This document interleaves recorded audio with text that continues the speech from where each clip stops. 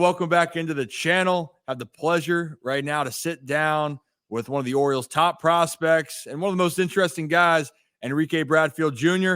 Enrique, how we doing? How's my the home area of Aberdeen treating you? I'm doing great. I'm doing well. The home area of Aberdeen treating me really nice. It's calm. It's peaceful. I'm right by the field, so I'm enjoying my time here. Good. And yeah, you're enjoying your time. This is your first pro season, and I know that a lot of people talk about with going to college, and you were coming from one of the best programs. I know you're biased. You're going to say Vandy is the best program still, I'm sure. But talk a little bit about how this first year is, and we were joking off air. Body's feeling good, and you're enjoying this first year of pro ball. Yeah. First year of pro ball, especially coming from college, it's much different. It's a new experience, and no matter the crowds that you play in front of, the places that you're able to travel to, this is still different. It's like every day you got to prepare your body and your mind to go out there. And in college, you might only do that 4 times a week, maybe 5. You have a loaded schedule, and it's like you're getting ready to do that 6 days a week. So it's a challenge, and there's a lot of ups and downs in your first full year, but it's fun to just embrace the process. And it's like I've kind of learned probably throughout halfway through the year, and it's like this is how I have to look at it. I really need to go about it this way, and this is going to be the best thing for me to propel my career. So I'm just learning. I'm taking the experience all in and having a great time while doing it. Yeah, I mean, you're taking notes, man. You know what? I feel like we all have those first type of moments. Mine was when it got to about June, and I heard about, the dog days of August and playing, but I'll tell you what, my legs, my hammies, and I am not as fast as you at all. Some would say I'm the opposite of fast. My body you could feel it. That was for me embracing that process was, you know what? I might feel like crap right now, but I still got to show up and do it. Do you have anything that you've noticed so far in this first year that maybe sticks out in particular? Mine was my not so fast hammies. Do you have a moment where it just sunk into like, hey, this is the grind that we're going through? I would say probably getting out of bed. So the first couple steps getting out of bed are the ones that really tell you how you feel that day. And especially coming off where we played 3 games in 2 days with the doubleheader 2 days ago. So I got out of bed, and those first couple steps are pretty slow. But shout out to Tori and Riley, our amazing AT staff in Aberdeen. So they treat us well, and they get us prepared for the night game. Yeah, again, you're right. Right. And that's funny because I can remember I had a doubleheader story.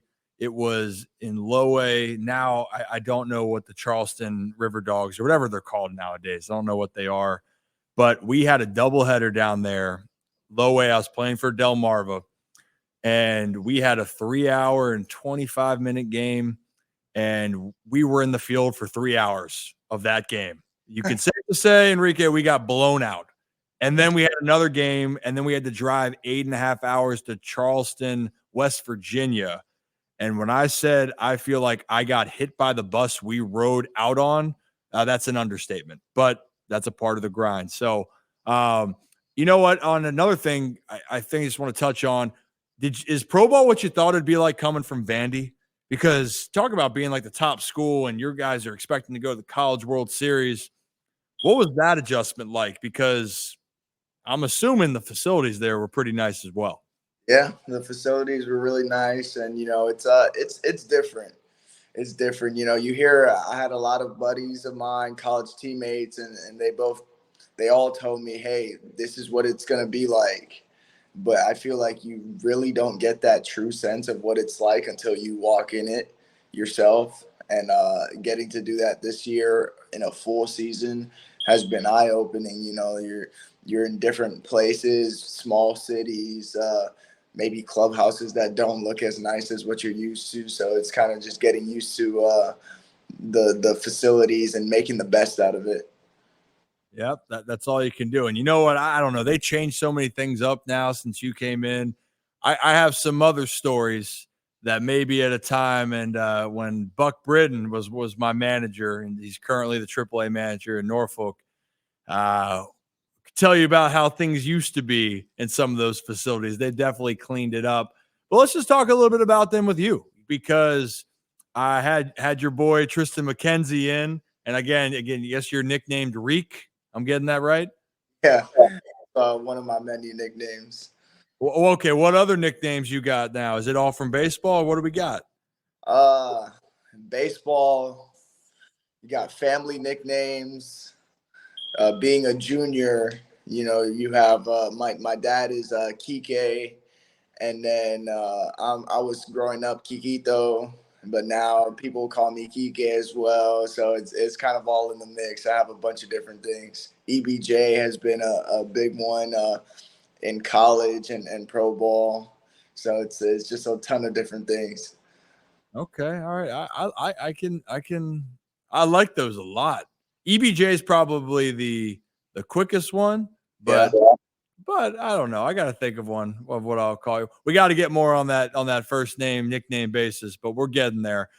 So I just would like to then on this case with what I was going back to with Tristan. And I mean, I've watched the tape of you. I loved when the Orioles picked you. I love your game. And one thing that Tristan said was, man, he goes, one, you're a dog and you can cover it like nobody else out there in the outfield. Your breaks on the ball, the ground you can cover is incredible. Can you touch on at least the process of like maybe your work that you focus on? Because it's one thing to have speed, it's another thing to have the instincts and to be able to go and make the plays that, to be honest, most outfielders can't make. Yeah. So I would say a lot of it is quite honest. It comes natural to me. Mm-hmm. That's probably the easiest part of my game. And on any given night, I know that no matter what's going on, how I feel, I go out there and on defense, I'm gonna be locked in all 9 innings. There's never a doubt. There's never a worry in my head that there's something off. It's no, this is what I'm used to doing. I've done it so many times, and I just go out there and get it done. But I would say it probably started for me in high school. I was Bruce Avon, my high school baseball coach, former big leaguer for a number of years. He was an outfielder, so it was kind of that's where it all started. As I got to learn from him. In the summers, I played for John Calabrese.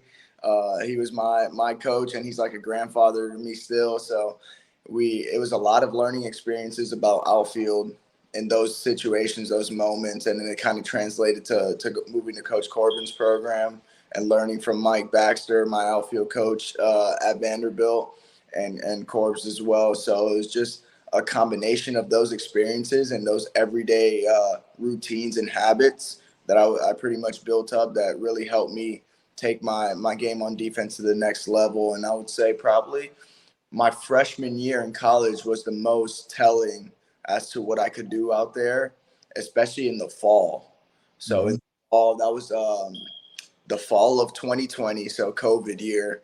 Oh, that was like nobody is out there able to watch our training, and we're in the stadium. It's probably freezing at that point in the fall or getting cool. And, it was everyday reps of live batting practice. There's batting practice. We're all at 9 or 8 positions, I would say.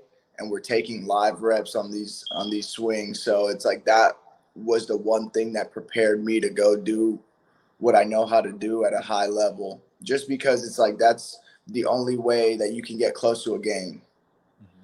A fungo is good for certain things and certain work, but you can't truly recreate what a game feels like unless you're having a live BP session. I love that. I love that you just said it's hard to recreate it. You can be a creature of habit. And again, fungos and working on your technique and footwork is all important.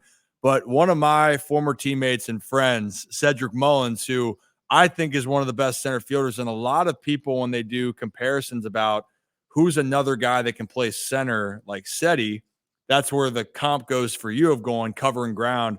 But I love how you talked about how you practice, because being around Seti during batting practice would sit there and be in the outfield, and he made sure he had to get X amount of reps off the bat and try to get the best reads, because he's just like you said, there's only so much I could do with the fungos. I could work on my little stuff, the technique, but when I need to make the play, I got to be able to test the limits. And the best case it is when someone's actually hitting a ball 100 some miles an hour and you got to go and get it. So I love that. Now, can I ask you honestly, what's it like being fast? Because you know what? You tweeted out the other day that you got 50 bags, and I don't want to tell you how many bags I had in my career or let alone a season. Do you want to guess how many? Looking at me, how many bags do you think I got in a year? How somewhere for the 50 range. You said, well, how many bags? 15 to 20 a year, maybe. Oh man, I you know what? I knew I liked you. It was way below that. They gave me the red light. So I had 2 was the max I had in a year. Red light though. You can ask Buck Britton just would look over and be like, he would just yell, be like, hey, smack the belt, or just be like, you're not going anywhere. That hurt, man. But right now you're sitting at it and you tweeted out, you got 50. You got 53 stolen bases. I'm speechless. How does it feel to actually run that quickly? Honestly. You just were born with it. Just right as you were born, first thing you remembered is you just were taking off through the kitchen to the living room in 1 second.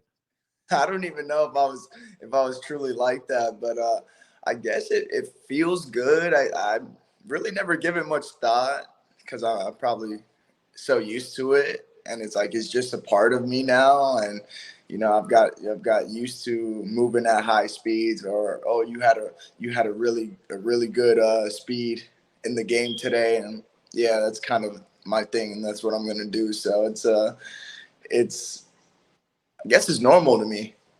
Must be nice, Enrique. must be nice. I can't relate to that. I run with my feet out like a duck, and it's not going very fast. When the engine gets going, I could score from first on a ball in the gap, but you might be able to score on a ball to the left fielder from first base, it feels like. But what I love with your game is you play great defense, you get on base, you make people pay, you wreak havoc. Then on top of it, though, dude, like you got some pop. But I don't think people always know that. What is besides with trying to figure out yourself, because it's all what it's all about in the minor leagues. Then we'll get past this. I'm going to ask you some more fun stuff. But how would you then evaluate at least the transition of tapping into your power ability? Because I do see it, but I know that you consider yourself more of like, hey, get on base gap to gap. Is that a fair way to describe your game right now? Yeah, I would say kind of the best I'd look at it. I'm just trying to hit the gaps and reach first base. A walk is as good as a single to me, because I can do the same damage as if I did hitting a single or double. So those are important aspects of my game. But I think soon we'll probably see a little different side of me. And I'm not saying I'm gonna go out and hit 30 or 40. I really don't care about doing those things because that's just not me. But I do feel like there are certain pieces of my swing that are coming together, and I'm actually I've been kind of thinking about what my off season is going to look like. There's things I'm going to have to address, and that are going to ultimately help me move my career along. And I'm excited to be finishing the year soon so that I can kind of get started on those things and come back for 2025 and be ready. But I mean, I'm taking small strides every single day, working with our hitting department to be able to really just try and clean some things up and put me in better positions to be able to go out there and hit the ball hard and hit it at good angles. So that's kind of all what my process looks like. Yeah. And that's the part of the minor leagues, right? It's continuing to refine your game.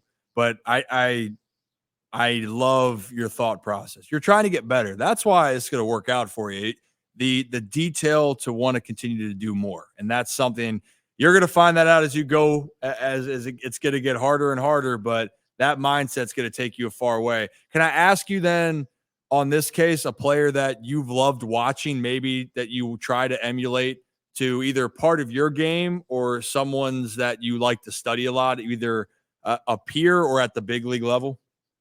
Like a guy like that right now, that is somebody for me that I try and watch as much as I can is Stephen Kwan. And, fortunately we're connected by Tristan McKenzie. And I got a chance to talk briefly about hitting with him a couple days ago, which was like, I'm honestly grateful and thankful that he even took the time and the opportunity to talk hitting with me. But, I feel like what he has done this year has opened a lot of eyes for people. He's been great for 2 years already, but this third year that he's been in the big leagues, he's gone to a completely new level, and he's doing some real damage. And that's somebody who I can see myself being like. So I would probably say him. I've looked at C.J. Abrams as well, Corbin Carroll. A lot of those guys, I usually end up looking at a lefty, maybe a bit smaller frame or skinnier frame, and somebody who's got some quick twitch in their movements. I think that those are great, all great examples. CJ Abrams, and also too, that's the thing, is reminding CJ Abrams got some pop, and people were looking at him. Oh, he looks like he's skinny, but when you watch him play and how hard he can hit the baseball, same with Corbin Carroll and Stephen Kwan, a guy that has developed that power that I see that you have in you. I think that's great. And I'm glad, I'm glad you can make that connection, because my Uncle Bill likes to say a phrase, if you can get a nugget from somebody, learn something a little from somebody to help your game. So I love that. Another one of your friends then, and then I'm going to, I got to know about your personal with your wrestling background and all of this, because now that will get fun. But I got to ask you about one other person, because that's another one of your friends that you grew up with. And Coby Mayo, as we're talking about this, he's finally getting his shot. He's finally going up to Baltimore, man. And I know he's had to wait patiently, right? And that's part of the business. And he was only hitting balls 900 feet. It felt like every other night. But can you talk on, since knowing Coby from your childhood, just as the person, and then what you expect of him as the talent as he ventures into his big league career? Yeah, Coby played on the same travel ball team. I think we're 11. So I got to know him then, and his family is awesome. He's got a great group of people supporting him between his brothers and his parents. But he's just a great kid.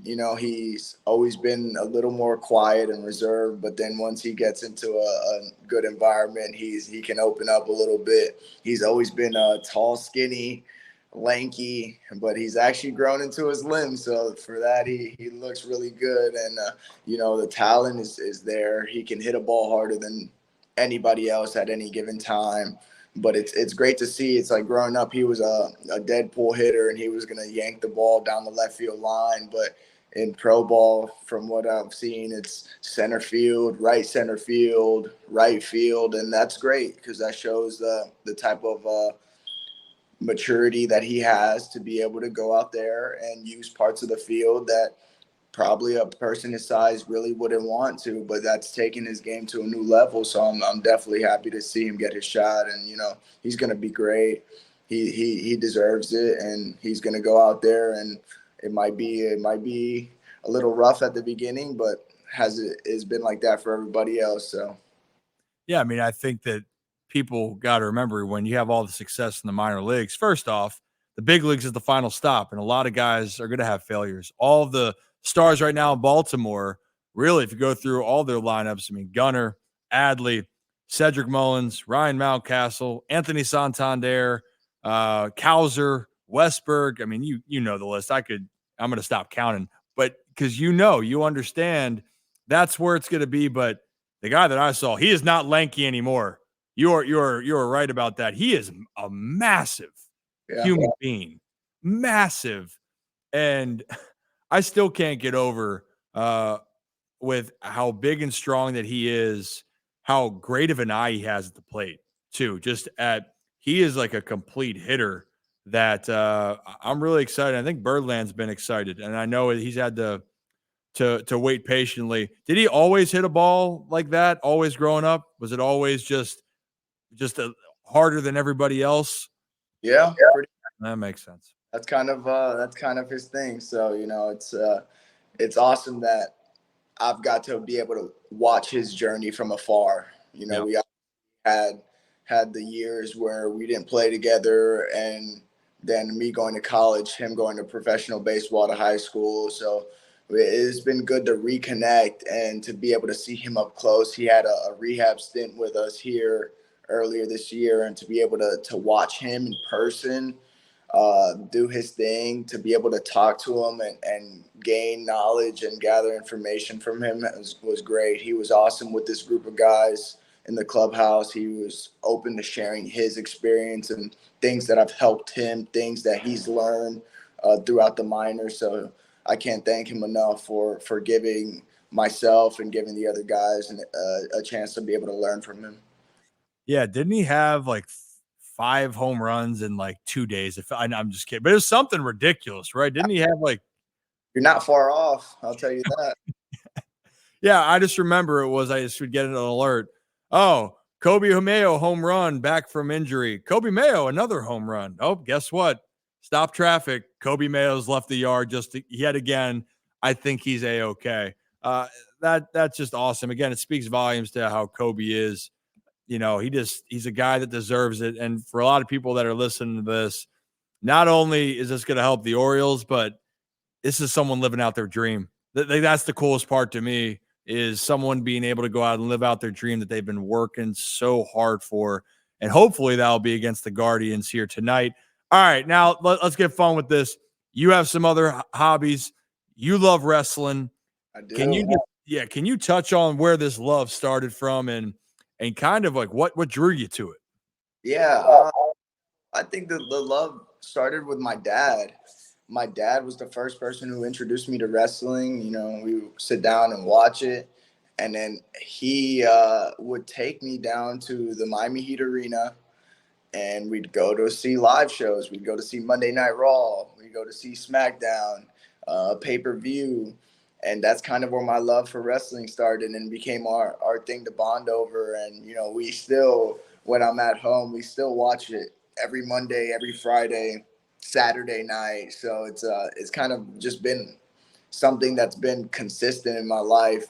He has the WWF World Championship replica belt, and I have the new WWE belt now. So it's like that was kind of something that I've always wanted.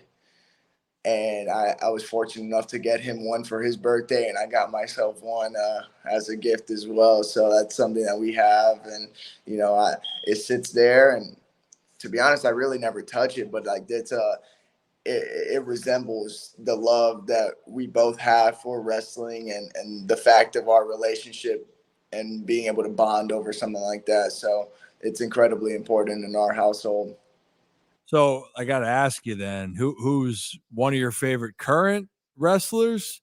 Who did you love growing up? I mean, I was telling you before, I remember I loved Rey Mysterio because he'd run through the song, got me hyped up, and then he'd, spin through the ropes there and do his signature move, and it just would fire me up. Who are a couple names that you love to watch?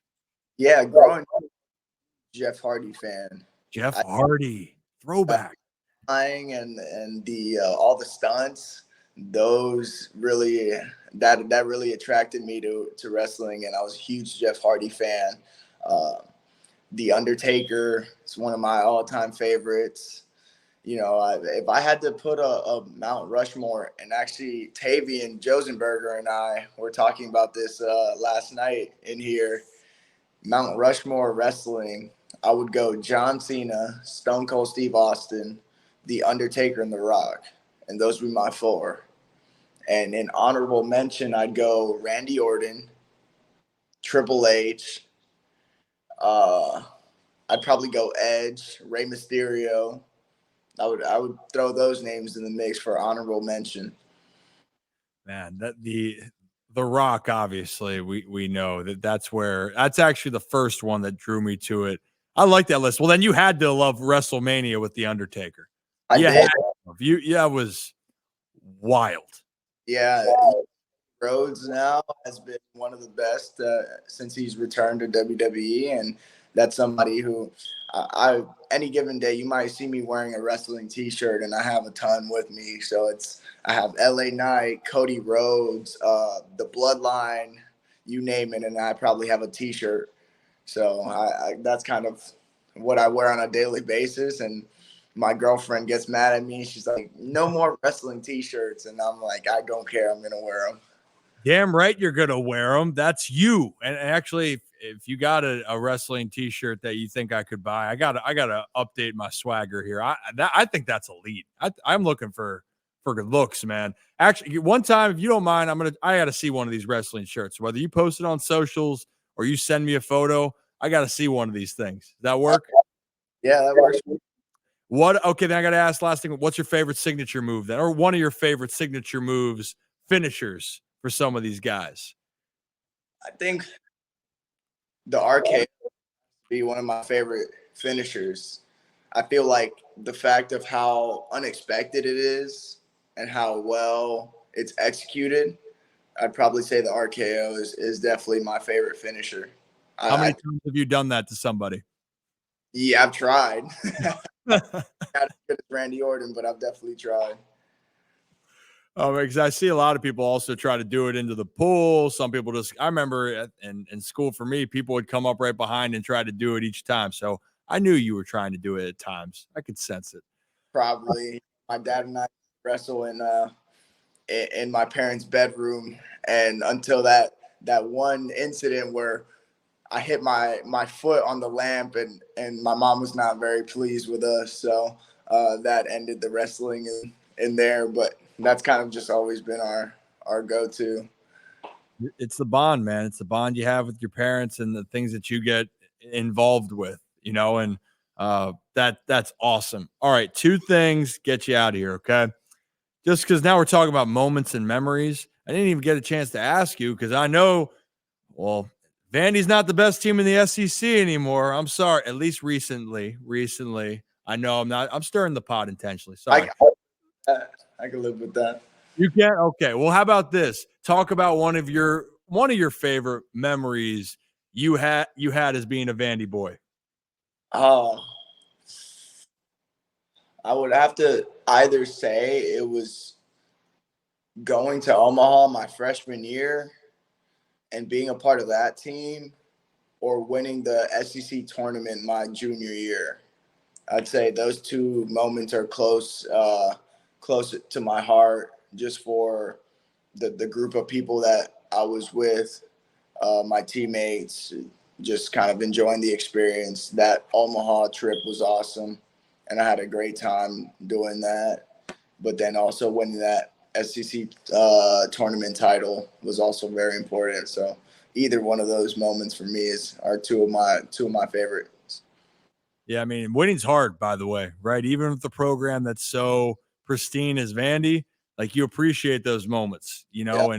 and I tell people, even in Pro Bowl, I know it's a long season. I know you guys are grinding, but you got a chance to go to the playoffs and play for another week or two. I guarantee down the road in 10, 20, 30 years, when you're older, you're not going to regret playing another week of baseball, for those that are wondering in Pro Ball. But I love that. All right, now this is a controversial one. I'm sorry. It's brought to you by our friends over at Stuggies. They make a crab mac and cheese hot dog. Don't know if you've had that yet. I don't think you have. Have not. You have not, but I consider that like a specialty dog, right? Okay. That's a topping, right? So you put onions on, topping. You put peppers, topping. Crab and mac and cheese, topping. Let's talk about condiments then, or no condiments. All right. Enrique Bradfield Jr., you're at a ball game, you get a hot dog. What is going on your dog? I'm simple. Ketchup and mayo. And that's going to open your eyes, because a lot of people are like, "You put mayo in your ketchup? I mean, on your hot dog?" And I'm like, "I do. But I usually only put it on there with ketchup. Mayo by itself, that's odd." A Mayo dog by itself, that could be a little questionable. I've done it before, and I question it after. Yeah. And I've done it. I'm like, maybe never again. Yeah, to keep you up at night. Those are my go-tos. You got to try it. I don't know if you're going to convince me on a Mayo dog here. Have you ever had like have you ever put together a nice sauce and just mix mayo and ketchup and it turns into like a nice mustard, like a light orangey spicy mayo sauce almost? Okay, spicy mayo. Yeah, I'll have some spicy mayo with some sushi, you know? That's kind of the vibes it gives off. Okay. Well, on my hot dog here, if I'm not having a specialty crab mac and cheese dog, I usually just eat mine plain. You know, I'm a plain dog. So when you said I'm plain, I got excited because I was like, oh, yeah, that's my guy. And now wait. I would say that's if I have no condiments in sight, no ketchup or no mayo, I'm cool with that. That's fine with me. You hear that, Brad? He's cool with the plain dog. Yeah. Yep. You hear that? He always gets baited. He always like tries to bait people into accepting the plain dog vibe. So like we've had other guys come in and be like, "That's weird, bro. It's really weird to just do a plain dog." But like he has to seek validation for his plain hot dog take, and it gets quite annoying. No, it's just some people feel like they have to make a choice. You know, just giving people a choice, like Enrique likes ketchup with mayo. He's tried a mayo dog. It definitely gives me a weird vibe too. Brad, hot dogs. I'm a mustard guy. Okay. Yeah, definitely mustard. And then if I'm doing toppings, it's mustard and sauerkraut. Okay. See, that's solid. Yeah. It's different. Like again, if I was gonna have like a sausage and putting peppers and onions topping, that's great, right? But just a dog, not crab mac and cheese, give it plain. Because again, my motto here is: do you really like a hot dog if you can't eat it plain? You know what I mean? Right? You're thinking about that for a second. Huh? I mean, there's people who can't eat anything unless it has a topping, unless it has a sauce, and I'm not a sauce, and I'm not one of those people. When I eat sushi, I don't even use soy sauce. So it's like I like my sushi just to be my sushi, and I enjoy the roll for being the roll. So I guess I do enjoy the hot dog just for being the hot dog. I like this. I like this man a lot. I'm the same way. Now, if some sushi needs some soy sauce, I'll dump it in there. But if it's a good roll, yeah, I'm eating it plain. You know what? I got some ideas, and when I see you in person, we're going to talk more about some of these food ideas because, and I'll give you some. I got to give you some spots to try, especially as you continue to move up the ranks. Before I get you out of here, anything that you want to tell anybody about? Oh, last thing, are you getting 100 bags?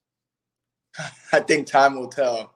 I might be running out of time in a couple of different areas. You know, I missed some time earlier in the year. I had an IL stint with a concussion, so that kind of set me back a little bit. So we'll see how close we can get. I don't know if I'll get there this year, but hey, there's always next year. There's always the year after that. So, you know, if I don't get in the minor leagues, that's cool. My goal ultimately is to do it in the big leagues. So that's kind of what I'm shooting for.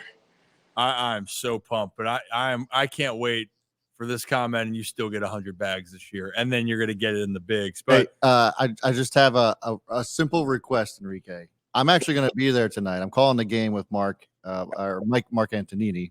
If you get on base, you steal a bag, just give me a shout out in the press box. That's all I'm asking for. Because all the other boys have been there. Something unique has happened. Like Kevin was there was a no hitter. Like Zach was there, it was double digit run. So like I just want something. So can you at least let me have that so I can rub it in the boy's face? All right. All right. After this, I'm write it down so I actually don't forget. But I appreciate it, my man. Yeah, just look up, point up right there, yep. And that will make it so sweet. But hey, Enrique, appreciate your time, man. Stay healthy, be good, keep being you, man. Keep being you, and I can't wait to see where that journey is going to continue to take you here with the Baltimore Orioles organization and off the field and beyond. Thank you. I appreciate having me on. It's been fun talking to you, and I'll do this any day. This is the easiest part of what I do. So, Hell yeah, man.